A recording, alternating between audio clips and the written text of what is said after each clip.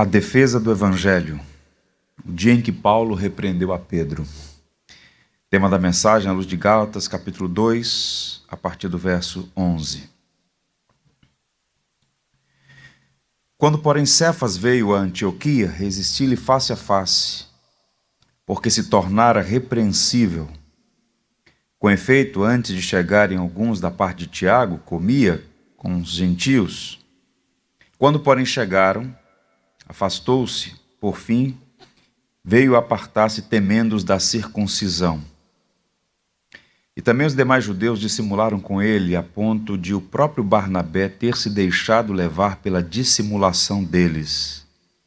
Quando, porém, vi que não procediam corretamente, segundo a verdade do Evangelho, disse a Cefas, na presença de todos: se sendo tu judeu, vives como gentio e não como judeu, por que obrigas os gentios a viverem como judeus?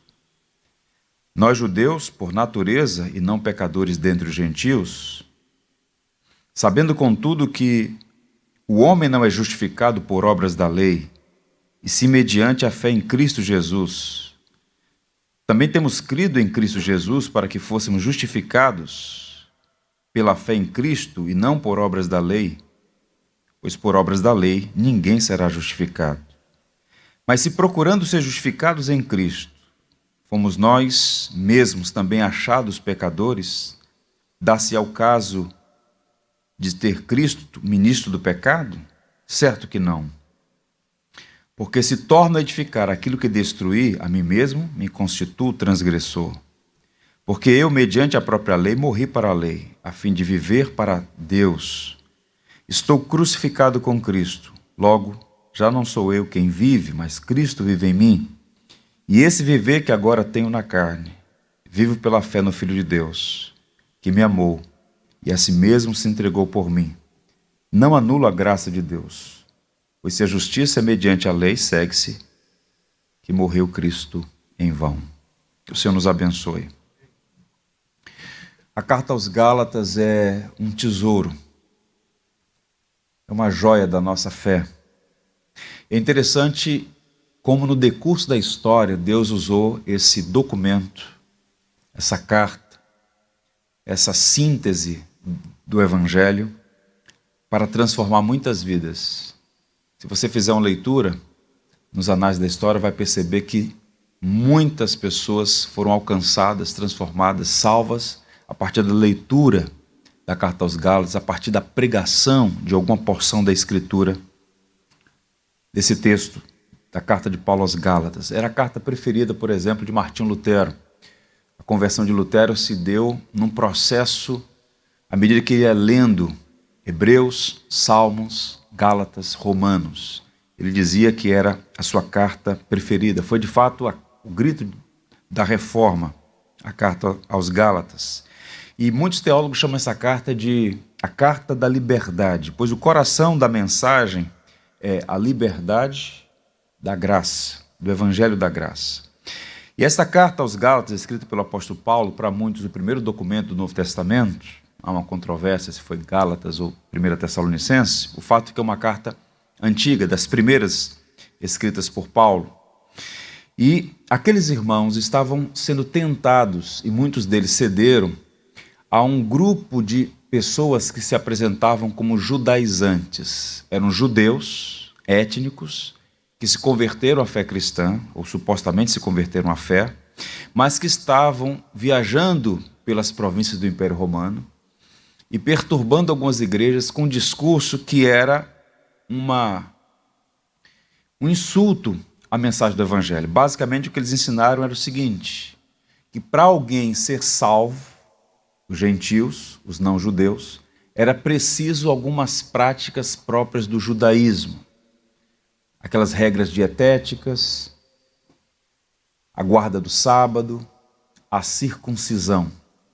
E esses homens então estavam perturbando as igrejas na Galácia, e os gálatas estavam cedendo a isso. E Paulo estava muito irritado, é uma das poucas cartas que Paulo escreve sem nenhuma saudação, nenhum elogio. Paulo já vai direto ao ponto, porque ele está profundamente irritado. E ele fala que os gálatas tinham sido enfeitiçados que eles tinham sido ludibriados, enganados, e que aqueles que estavam apresentando essa mensagem estavam, na verdade, apresentando outro evangelho que não foi o evangelho que ele apresentou aos cristãos na Galácia. Então Paulo os repreende por aquela tolice, por ceder a essa distorção do evangelho. Paulo, inclusive, é muito incisivo e diz o seguinte: se alguém apresentar outro evangelho, além deste que eu vos ensinei, que seja anátema, que é um eufemismo para a palavra maldição, que seja maldito aquele que anuncie outro evangelho, senão o evangelho de Jesus Cristo. E Paulo chega a dizer que se mesmo um anjo se apresentar anunciando outro evangelho, que seja também anátema. Pois bem, agora, o que está acontecendo aqui nessa passagem é que, para referendar sua posição, Paulo era intransigente quando o assunto era o evangelho. Porque o evangelho não é uma coisa que Paulo inventou, não é uma coisa que surgiu na mente de alguém, não é algo que é fruto do engenho do homem. Paulo escreve aos Romanos e usa a expressão, o evangelho de Deus. A boa notícia é de Deus. E Paulo, como um arauto do evangelho, como um fiel apóstolo de Cristo, ele deveria, como ele mesmo diz aos Coríntios, entregar o que recebeu, sem adicionar, sem subtrair. E foi o que ele fez, por onde passou. Então, para referendar essa posição firme em relação ao evangelho, o evangelho de Deus, que de fato salva, a mensagem do que Cristo fez em nosso favor naquela cruz, Paulo lança a mão de uma memória. Ele compartilha na carta aos Gálatas um episódio dos mais dramáticos no Novo Testamento. Para alguns é muito chocante, de fato é bem chocante. O episódio é o seguinte: Paulo, ele criticou, repreendeu a Pedro publicamente na cidade de Antioquia da Síria por uma conduta, por um procedimento, por uma prática de Pedro que Paulo percebeu que poderia comprometer a pregação do evangelho. Então Paulo lança a mão desse episódio, triste, mas necessário para manter firme a posição da suficiência do evangelho. Bem, Pedro era um verdadeiro pregador, Pedro era um discípulo de Cristo, ambos são homens de Deus, foram enviados em missão. Pedro não pregava outro evangelho distinto do de Paulo. O que aconteceu é que, por uma circunstância, por uma conveniência, por medo da opinião pública, Pedro teve uma atitude que se tornou reprovável. E Paulo, como um homem corajoso, que não ia naquilo que é convencionalmente chamado hoje de politicamente correto, como o pecado de Pedro foi público, Paulo o repreendeu publicamente.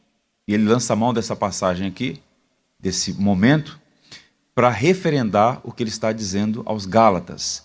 Ninguém pode adicionar ou subtrair nada ao evangelho. E ele usa essa expressão, a verdade do evangelho.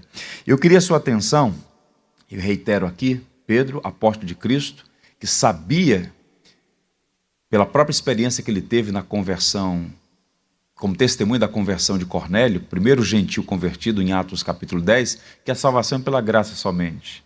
Então o que Paulo vai criticar aqui não é o conteúdo da pregação de Pedro, mas a atitude que ele teve. Então eu queria a atenção dos irmãos para pensar três coisas. Primeiro, o que Pedro fez efetivamente, como Paulo reagiu e o que nós podemos aprender numa época como a nossa, num país continental como o Brasil. Tantas igrejas e tão pouco evangelho. Vejamos, a conduta de Pedro foi o start do conflito. Os versos 11 e 12, Paulo fala com muita clareza qual foi o erro de Pedro. Quando, porém, Cefas veio a Antioquia, resisti-lhe face a face, porque se tornara repreensível. E ele diz o que aconteceu. Com efeito, antes de chegarem alguns da parte de Tiago, comia com os gentios. Quando, porém, chegaram, afastou-se e, por fim, veio apartar-se, temendo os da circuncisão. Pedro está em Antioquia, Antioquia da Síria. Era a terceira maior cidade do Império Romano. 500 mil de habitantes no primeiro século. Aquela igreja era o quartel-general da igreja gentílica. Se você abrir o livro de Atos, é a partir daquela igreja que a primeira expedição missionária acontece. Aqueles irmãos são enviados no capítulo 13 de Atos. Era uma igreja, na linguagem de Francis Schaeffer, a mais linda igreja do Novo Testamento. Era uma igreja pujante, viva, era uma igreja que recebia as pessoas, acolhedora. Tanto é que naquela expedição nós temos ali pessoas com formação diferente, etnicamente diversa, mas todas conectadas no Evangelho e enviadas em missão, dentre os quais Paulo e Barnabé. E Pedro estava ali, em comunhão plena com aqueles irmãos. E o texto diz que ele estava comendo com os gentios. O que significa isso? Muito provavelmente Pedro estava participando daquilo que era chamado de festa ágape. A celebração da ceia, o memorial do sacrifício de Cristo, acontecia no ambiente litúrgico da igreja, era um culto, memorando o sacrifício de Jesus Cristo. E no contexto daquele culto havia uma refeição. Eles comiam, eles sentavam à mesa juntos. E Pedro, judeu, estava ali com aqueles irmãos. Aquela igreja era majoritariamente gentílica.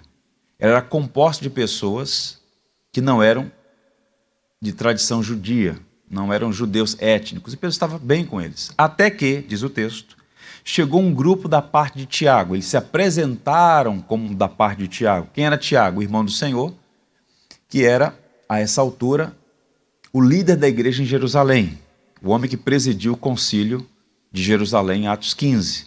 E quando Pedro viu aquele grupo de Jerusalém presente em Antioquia, Paulo testemunhou que Pedro, então, se afastou dos irmãos gentios, temendo os da circuncisão. Quem eram esses da circuncisão? Aqueles judaizantes que diziam: os gentios podem ser salvos. Deus tem um plano para os gentios, mas para que sejam salvos, vocês precisam tornarem-se judeus. Obedecer regras dietéticas, guardar os sábados, a lei e principalmente a circuncisão. Isso era acrescentar à obra de Cristo méritos humanos. E Paulo não aceitava isso. O próprio Pedro reconheceu que era tão somente pela graça, mas ele, temendo a crítica desse partido da circuncisão, então se afastou. É interessante porque estava tudo indo muito bem até esse grupo chegar àquela igreja e Pedro, repito, temendo a opinião deles, tem uma atitude equivocada. Se nós lermos o capítulo 15 de Atos, a tese central desse movimento, que perturbou muito a igreja no primeiro século, está registrada numa sentença única, que diz assim, Atos 15, 1. Se não vos circuncidardes, segundo o costume de Moisés, não podeis ser salvos. Essa é a declaração básica dos judaizantes, que não aceitavam a ideia de que o gentio podia ser cristão sem se submeter a algumas práticas judaicas, sobretudo a circuncisão. Pedro não acreditava nisso, certamente não.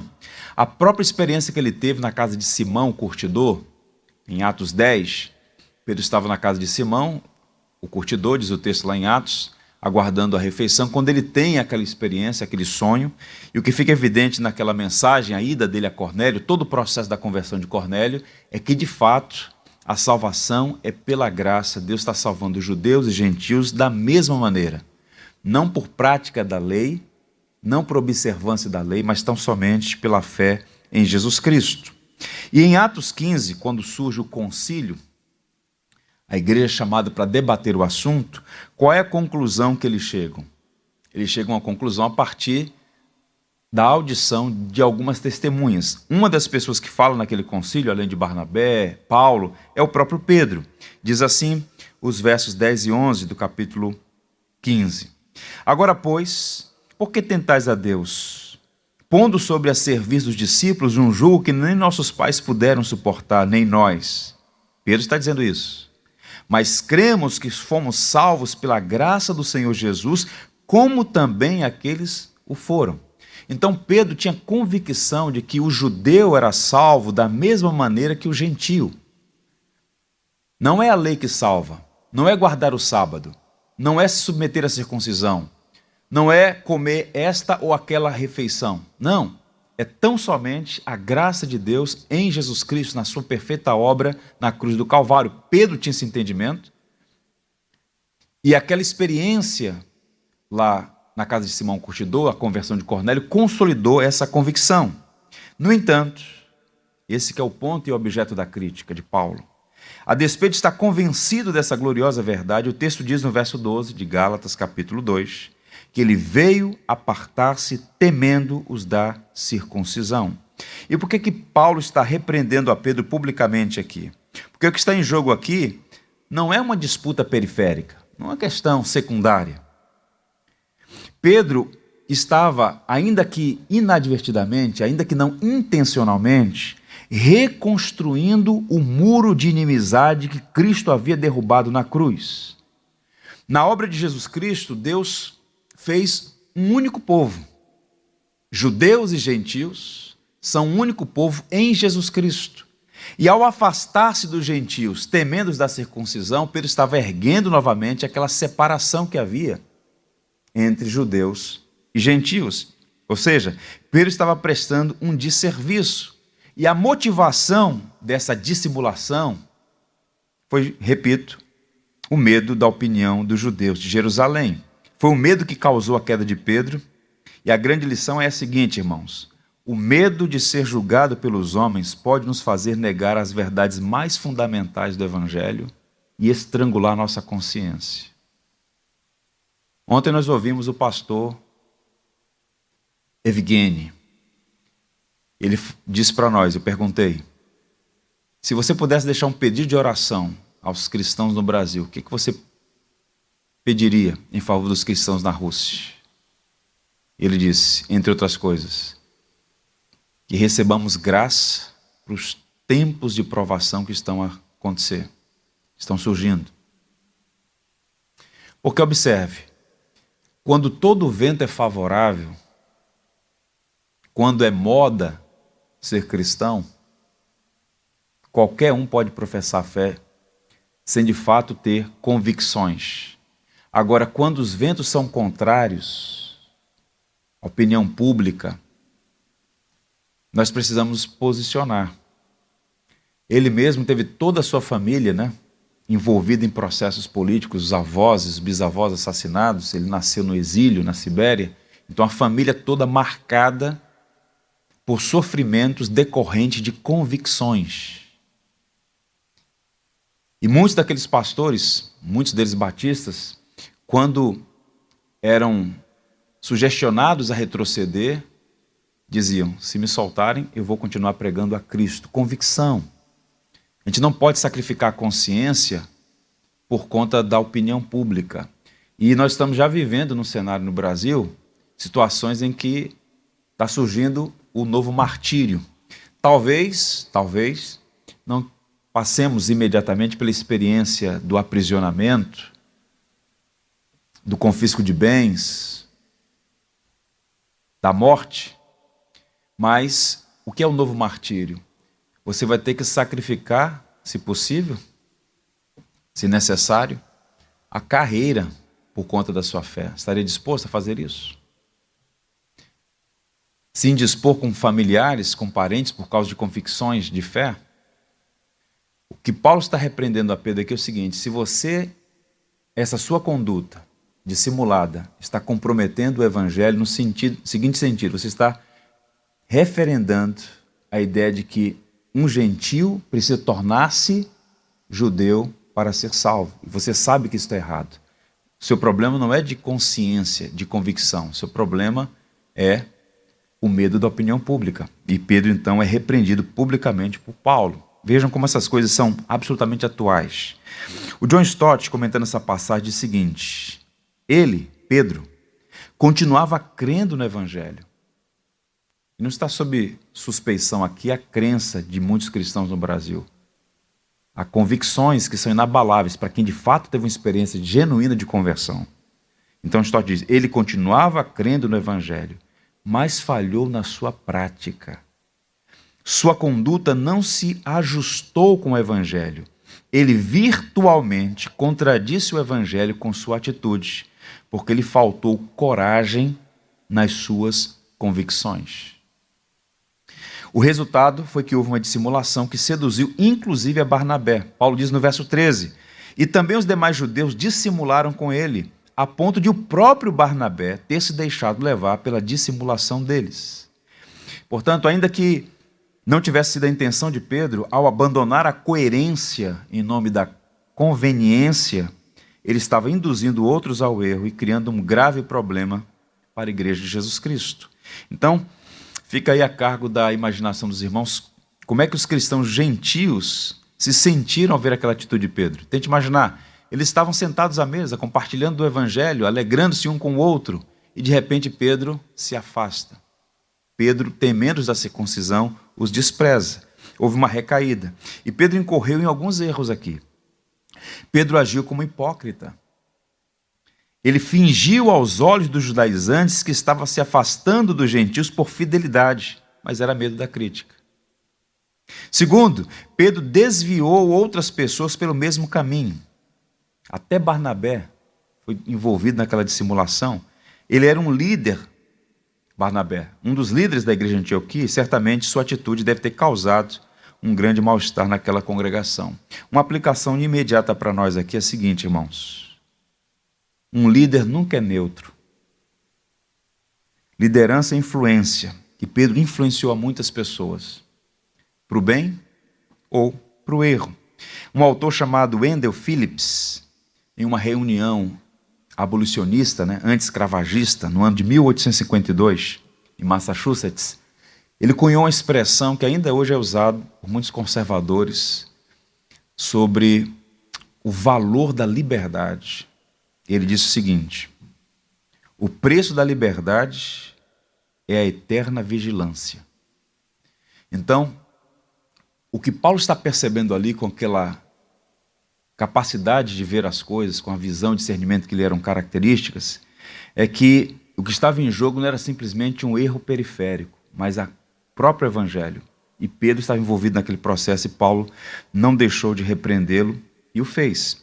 Isso nos aponta para a segunda questão. Nós sabemos que Pedro fez essa dissimulação. Agora, qual foi a atitude de Paulo? Ele sai em defesa do evangelho.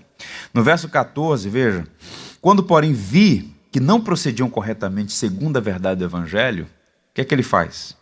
Disse a Cefas, na presença de todos: se sendo tu judeu, vives como gentio e não como judeu, por que obrigas os gentios a viverem como judeus? Tente imaginar a cena. São os dois grandes apóstolos da igreja de Cristo. E Paulo diz aqui claramente que essa repreensão foi pública, porque os efeitos também foram públicos, A atitude e os efeitos tiveram dimensão pública.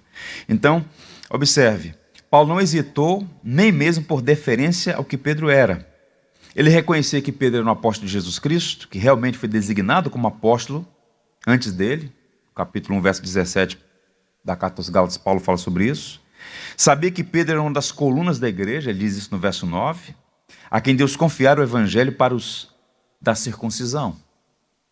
Mas Paulo não negou, nem se esqueceu deste fato. No entanto, repito, isso não impediu o apóstolo Paulo de repreender a Pedro publicamente. Ele não deu ouvidos àqueles que talvez sugerissem que ele fosse mais cauteloso. Roupa suja teológica não se lava em público. Deveria chamar Pedro no canto e dar uma palavra à parte. Mas Pedro, você é um apóstolo, não pode fazer isso. Mas o afastamento de Pedro dos crentes gentios havia provocado um escândalo público. Da mesma forma, ele deveria sofrer oposição pública. Há muitas verdades aqui que são absolutamente necessárias, sobretudo para o nosso tempo. É como se Paulo estivesse dizendo o seguinte: Pedro, nem você nem eu encontramos salvação na lei, Pedro. Me mostre um único judeu que tenha sido salvo pela observância da lei. Um único judeu. Nós dois fomos salvos pela fé em Cristo, mas agora, depois de salvo, você está se voltando para a lei? Isso significa que não foi somente Cristo que o salvou.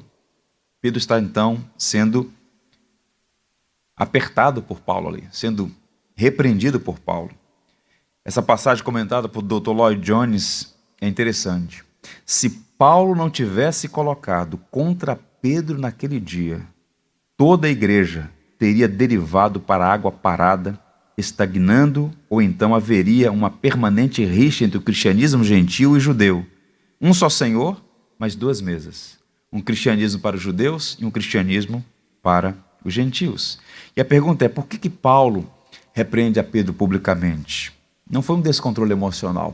Paulo era um homem equilibrado. A ira na medida certa. Não foi um homem de gênio difícil que estava agindo ali. Não era exibicionismo, não era uma tentativa de atrair holofotes para si, não era amargura, não era uma oportunidade para humilhar. Não. Paulo, repito, ele está sendo guiado por um princípio, irmãos. A verdade do Evangelho. Verdade inegociável. E a nossa geração não sabe mais o que é isso, infelizmente, né? Porque nós vivemos o que tem sido chamado desse politicamente correto, que nem admite questionar a prática religiosa do outro, né? Então o discurso de todos os caminhos levam a Deus. Cada um tem sua religião. Futebol e política e religião não se discute. Afinal de contas, todos os caminhos levam a Deus. Inclusive, pastor, a Igreja Batista não é perfeita, você sabe disso. Então as pessoas vão arrefecendo, vão fazendo concessões, vão sendo convenientes e abrindo mão de convicções. Eu disse aos irmãos que Martinho Lutero teve sua experiência de conversão num processo que começou em 1512, foi até 1517. Não foi uma luz que brilhou numa madrugada, foi um longo processo. E à medida que ele ia meditando na carta aos Gálatas, ele ficou impressionado com o conteúdo do Evangelho da carta aos Gálatas, que ao longo dos anos, e ele já era doutor em teologia, tinha sido sonegado a ele. E falando desse episódio entre Paulo e Pedro, ele diz o seguinte, no comentário dele aos Gálatas: Paulo não está lidando com um assunto superficial, mas com o artigo principal de toda a doutrina cristã. Quem é Pedro? Quem é Paulo? Quem é um anjo do céu? O que são todas essas criaturas para com o artigo da justificação pela graça somente? O que somos nós, se é o que sabemos? Estamos à luz clara do dia, mas se somos ignorantes nesse ponto, estamos na mais absoluta e miserável escuridão.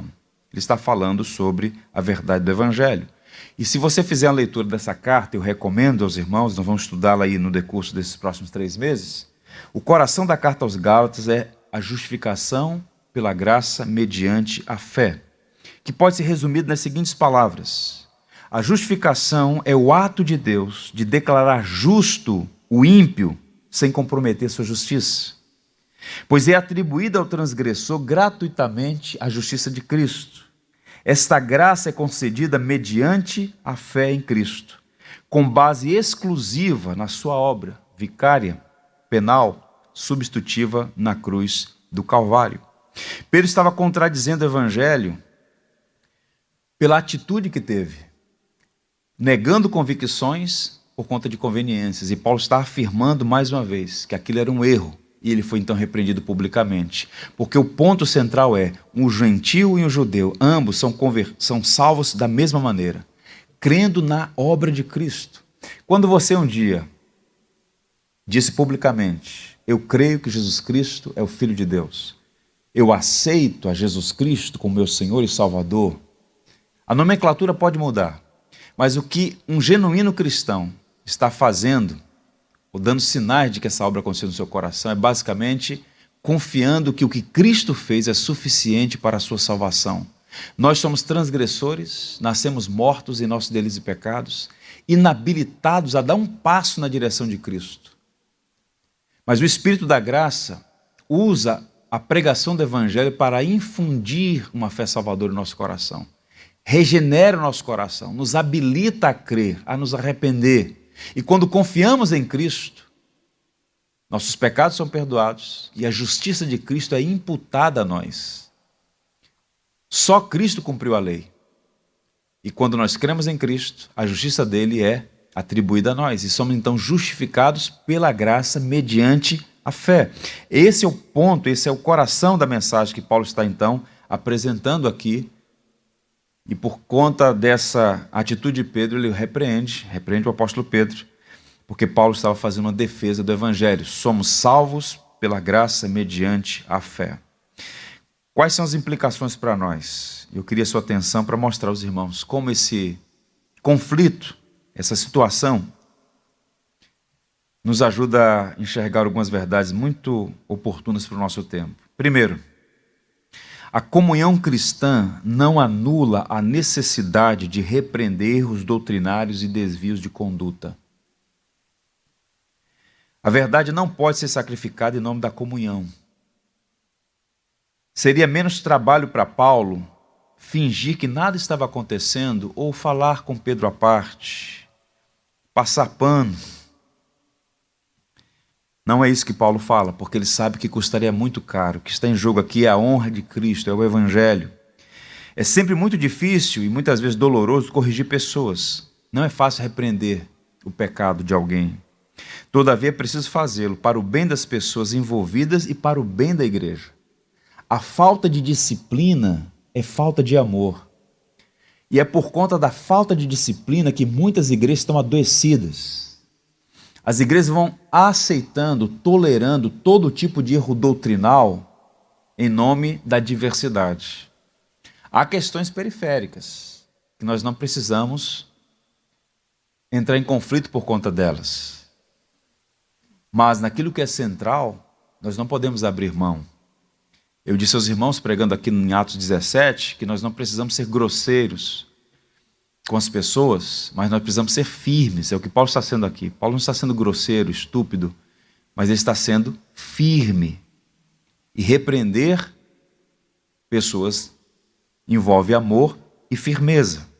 Então, pode-se disciplina sem amor, é verdade. Infelizmente, muitas vezes acontece, disciplina sem amor, mas ouçam, não há amor sem disciplina. A carta aos Hebreus fala que os pais disciplinam os filhos por amor. É por isso que Deus nos disciplina, porque Ele nos ama. A carta aos Hebreus, no capítulo 3, lemos assim: exortai-vos mutuamente, cada dia, durante o tempo que se chama hoje, a fim de que nenhum de vós seja endurecido pelo engano do pecado. Não é a tarefa de um homem, não é a tarefa apenas do pastor. A igreja precisa exercer a membresia mutuamente essa atitude de cuidado uns com os outros, no campo doutrinal e no campo moral. Isso não é uma licença para você ser um patrulheiro teológico da vida dos outros, ou para ser um censor moral, mas em alguma medida nós precisamos perceber que essa é uma tarefa de amor, um cuidando do outro. E é por isso que Paulo está repreendendo a Pedro, porque Paulo amava tanto a Pedro quanto a igreja, que estava naquele momento ali sendo influenciada pela atitude errada do apóstolo Pedro. Então, essa é a primeira lição para nós hoje. E guardemos isso no coração. Comunhão não anula a necessidade de repreender erros doutrinais e morais. Uma segunda lição é melhor agir com coerência do que com conveniência. Então, o verso 12, Paulo faz essa atitude de identificar o erro do apóstolo Pedro, e ele em seguida o repreende, porque o apóstolo Paulo, ele é amoroso, ele é paciente, ele é bondoso, mas ele não sonega a verdade em nome da paz. Os cristãos, em particular, os líderes, são tentados a cair na sedução do eirenicismo. A palavra eirene é paz, e nós precisamos ser eirênicos, precisamos ser pacificadores. Bem-aventurados são os pacificadores, porque serão chamados filhos de Deus, sermão da montanha. Mas o eirenicismo é aquela filosofia do paz a qualquer custo. É quando o indivíduo sonega a verdade para ficar bem. Quantas igrejas adoecidas e mortas, porque pastores adotam essa política do fingir que não existe um problema para manter a tranquilidade e a falsa paz. Os antigos diziam que a paz a qualquer custo é uma paz maldita. Eu prefiro estar separado pela verdade do que unido pelo erro, disse Martin Butzer. Portanto, nós devemos nos opor àqueles que negam o evangelho. Paulo resistiu a Pedro. Atanásio, o grande Atanásio, no século V, resistiu ao Império Romano, que estava inclinado para o arianismo, que, entre outros erros, negava a plena divindade de Cristo. O próprio Lutero, a despeito de todas as suas nodas, enfrentou o papado. Qualquer pessoa que se opõe ao evangelho deve ser resistida. Esse é o tipo de confrontação que a igreja precisa adotar. É a batalha que vale a pena combater. Portanto, nós precisamos pensar nessas verdades. A hipocrisia de Pedro levou a negar 5 doutrinas cristãs. Vejam como são as coisas. Como um abismo chama outro. Essa é a fala de um homem chamado Warren Wiersbe. Ele diz: vejam como uma dissimulação, um pequeno erro, aparentemente supérfluo, gerou outros problemas. Pedro comprometeu a unidade da igreja, a justificação pela fé, a liberdade da lei, o evangelho e a graça de Deus. Fazer concessões à verdade é sempre perigoso, tanto na doutrina quanto no campo da moralidade. Muitos pais estão chorando hoje porque lá atrás fizeram uma pequena concessão aos seus filhos. Você não imagina a quantidade de problemas que podem vir como consequência de uma pequena concessão à verdade. Há uma história curiosa de um funcionário novo em uma fábrica treinado para medir peças. E essa montagem de peças, né, esse instrumento, esse processo, melhor dizendo, ele usava um instrumento, um micrômetro, para medir as peças, estabelecer ali um padrão de qualidade daquelas peças. Então o novo funcionário chega e ele começa a medir. E depois de algumas horas o supervisor passa, porque ele começou a receber reclamações das pessoas que estavam na ponta do processo, porque o funcionário estava deixando passar algumas peças danificadas. E aí o supervisor chega e pergunta a ele: mas o que está acontecendo aqui? Está passando várias peças aqui fora do padrão. Você está com equipamento aqui para medir, não pode deixar passar fora do padrão. E então ele disse: é que algumas peças que eu estava medindo eram grandes demais, então fiz um ajuste no micrômetro, eu abri um pouco mais para ajustar. E é por isso que as peças estavam passando. Em vez dele refutar a peça que estava inadequada, ele abriu o equipamento para ficar ok e passar. Ou seja, ele fez uma concessão, ele fez uma manobra para passar. Então, percebam, Paulo não fez isso. Paulo não fez uma concessão ali a Pedro. Ele se manteve firme na defesa do evangelho. Eu diria, irmãos, que nós devemos buscar a paz com todos os homens, mas que essa paz não comprometa a verdade do evangelho. Nem no campo da doutrina, nem no campo da moral. Uma outra lição, muito importante também. Líderes estão sujeitos ao erro. Líderes estão sujeitos ao erro. Pedro falhou. E como é interessante esse registro da falha de Pedro. Até Barnabé, que pregou entre os gentios, falhou também aqui. Nós todos erramos, muitas vezes, de muitas maneiras. Mas percebam que sutilmente, algumas pessoas vão alimentando a ideia de que líderes são infalíveis. E quando isso se configura numa igreja, é um problema. Porque se os líderes de uma congregação aceitarem a falsa ideia de que eles são infalíveis, eles vão usar máscaras, eles vão falsear a realidade. E esses registros todos nas escrituras de homens de Deus falhando, alguns falhando gravemente, levanta para nós essa verdade. Homens, por melhores que sejam, inclusive o apóstolo Pedro, estão sujeitos a erro. Eu admiro muito o profeta João Batista. Jesus disse que entre os nascidos de mulher, ele foi o maior de todos, verdade? Agora faz aqui um panorama da vida de João. Ele se preparou 30 anos para exercer o ministério de 6 meses. Ele preparou o caminho do Messias. E o Messias surgiu. Ele olha para Jesus, à margem do Jordão, no deserto da Judéia, e diz: eis aí o Cordeiro de Deus que tira o pecado do mundo.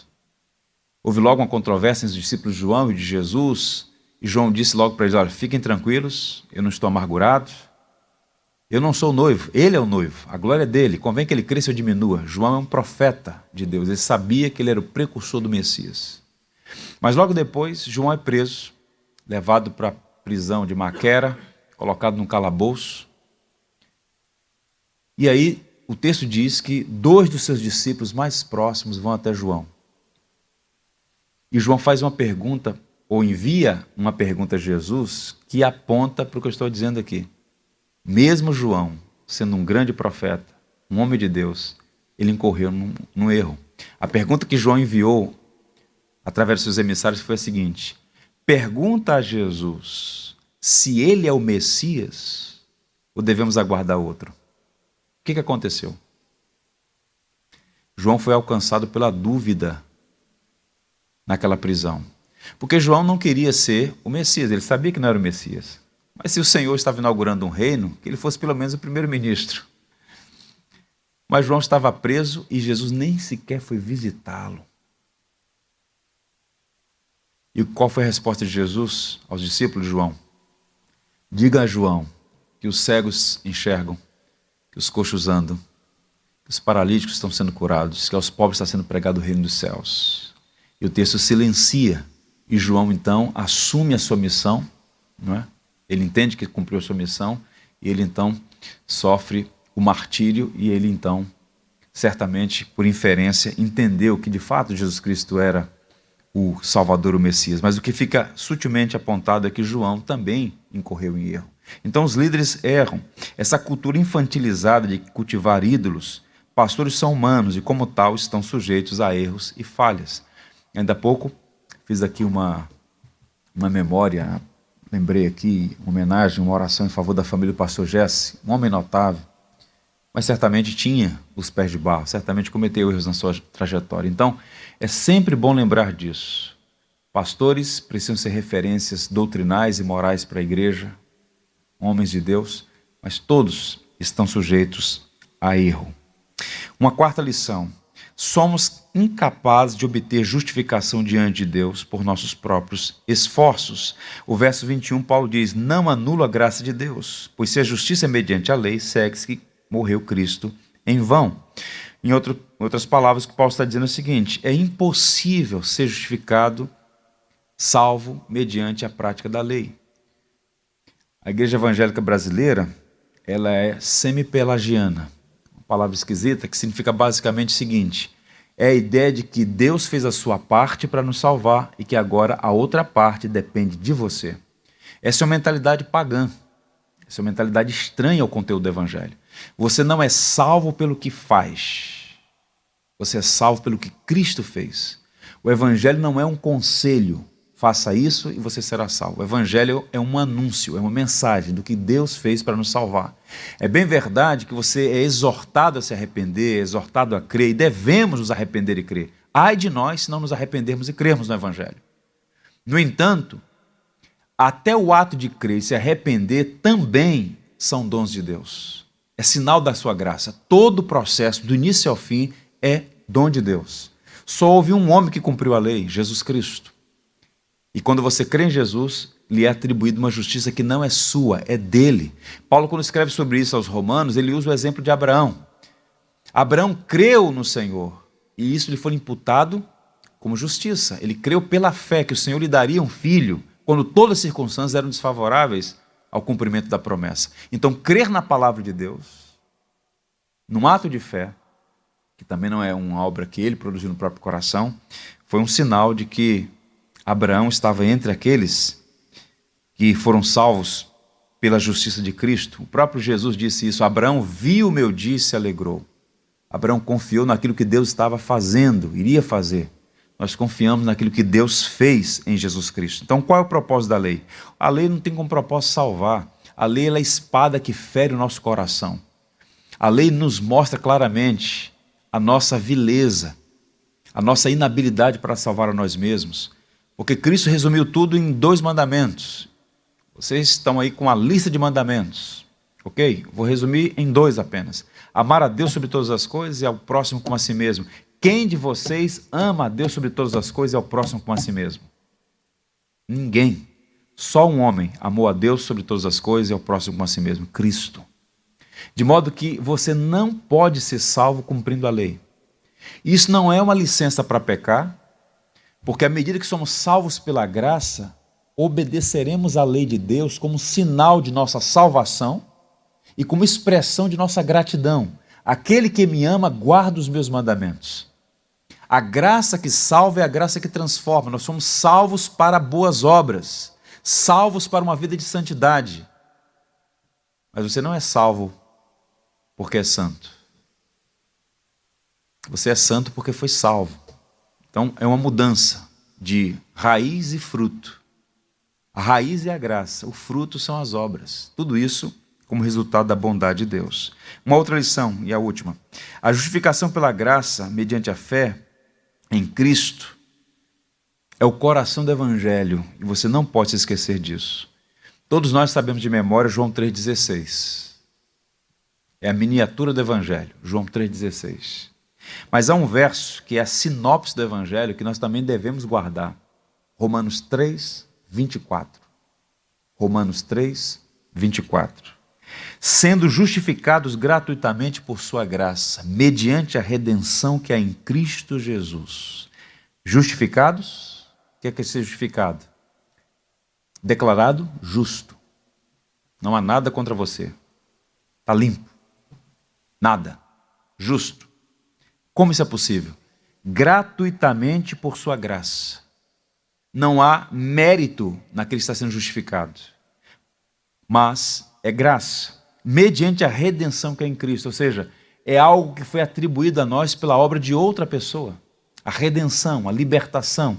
E Paulo vai mesclando aqui as figuras de linguagem. Ele vai tirando essas nomenclaturas do tribunal romano e do mercado de escravos. Nós somos justificados, é uma linguagem jurídica. Ele diz que nós somos justificados mediante a redenção. Houve um preço a ser pago para que fôssemos justificados. Qual é o preço disso? A obra de Cristo, que ainda há pouco nós cantamos. Lembra do concílio de Atos? Do concílio de Jerusalém, Atos 15? Pedro então disse, mas cremos que fomos salvos pela graça do Senhor Jesus, como também aqueles o foram. Então não importa se a pessoa é um pagão imoral ou se é um religioso, ambos são salvos pela graça, porque são todos destituídos da glória de Deus e necessitados da sua graça. Portanto, irmãos, encerro dizendo o seguinte, Pedro não era um herege, Pedro era um pregador do Evangelho, um apóstolo fiel a Cristo que morreu de modo digno do Evangelho. O erro de Pedro naquele momento, e Paulo aqui apresenta isso com clareza, foi a incoerência entre a pregação e a conduta. Ele pregava a salvação pela graça, mas temendo a opinião pública, incorreu no erro da dissimulação. A melhor maneira de defender a verdade é sempre viver a verdade. E Paulo teve a coragem e a sabedoria para repreendê-lo. E a motivação não era uma disputa egoísta, era preservar o Evangelho, porque o Evangelho é o único poder capaz de salvar o homem da sua perdição. Nós estamos falando de Jesus Cristo, nossa única esperança, a única esperança do Brasil. Bênção, de fato é. O Evangelho é a única mensagem capaz de transformar o nosso país.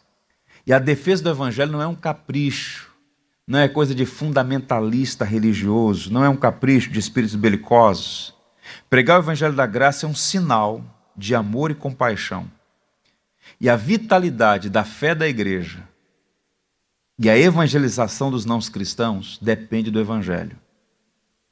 Então que muitas organizações que levam o nome de igrejas, mas não são igrejas genuínas, muitas dessas comunidades estão jogando sal no terreno. É triste ver a quantidade de pessoas com o coração bloqueado para a mensagem do Evangelho por conta de escândalos morais e ensinos perniciosos, como por exemplo a teologia da prosperidade, que é falseada, por natureza um erro, um atentado contra a mensagem do Evangelho. Quantos de nós não conhecem alguém, algumas famílias inclusive, que dizem, não quero conversa porque receberam um falso Evangelho, não é? Então nós precisamos orar para que Deus sustente em cada púlpito desse país igrejas que pregam o Evangelho. E quando necessário, tal como Paulo, faz essa defesa do Evangelho, mesmo que isso implique em confrontar pessoas amigas, pessoas queridas, porque o que está em jogo aqui não é uma questão periférica, é central, a defesa do Evangelho. Eu queria ler para os irmãos uma oração feita por um ministro batista, um dos grandes teólogos da igreja, século XVII, seu nome era Benjamin Kitt. Há muitos registros dessas orações. Eu queria ler para os irmãos a compreensão do Evangelho nessa oração. Bendito o Senhor Jesus. Nenhuma mente humana poderia conceber ou inventar o Evangelho. Agindo em eterna graça, tu és tanto seu mensageiro como sua mensagem. Vindo à terra por compaixão infinita, vivendo para ser insultado, ferido e morto, a fim de que eu pudesse ser redimido, resgatado e liberto.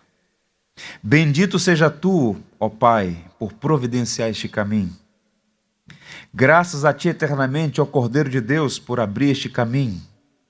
Louvor perpétuo a ti, ó Santo Espírito, por aplicar este caminho ao meu coração. Gloriosa Trindade, imprime o Evangelho em minha alma, até que a virtude dele se difunda a todas as minhas faculdades. Que o Evangelho seja ouvido, reconhecido, professado, sentido. Ensina-me a dar guarida a esta poderosa bênção. Ajuda-me a abandonar os pecados que mais estimo, submeter o coração e vida a seu comando, ter nele minha vontade, controlando minhas afeições, moldando meu entendimento, seguindo à risca as regras da verdadeira fé, não me apartando delas sob hipótese alguma, ainda que obtendo qualquer vantagem para escapar do mal, da inconveniência e do perigo. Leva-me à cruz para buscar a glória de sua infâmia. Livra-me de congratular-me pela suposta justiça de minhas próprias ações. Ó gracioso Redentor, tem compaixão. Tenho negligenciado a ti por tanto tempo. Frequentemente te crucifiquei por diversas vezes, por minha impenitência, expondo-te a aberta desonra. Agradeço pela paciência que usaste para comigo durante tanto tempo e pela graça que agora me faz disposto a ser teu. Ó, una-me a ti com laços inseparáveis, que nada me separe de ti jamais. Meu Senhor, meu Salvador, meu justificador. Amém. Vamos ficar em pé e vamos... Tudo que tens feito, por tudo que vais fazer, por tuas promessas e tudo que és, eu quero te agradecer com todo o meu ser. Te agradeço, meu Senhor. Te agradeço, meu Senhor. Te agradeço por me libertar e salvar, por ter morrido em meu lugar. Te agradeço, Jesus, te agradeço. Eu te agradeço, te agradeço por tudo que tens feito, por tudo que vais fazer, por tuas promessas e tudo que és. Eu quero te agradecer com todo o meu ser. E aí? Te agradeço, meu Senhor. Te agradeço, meu Senhor.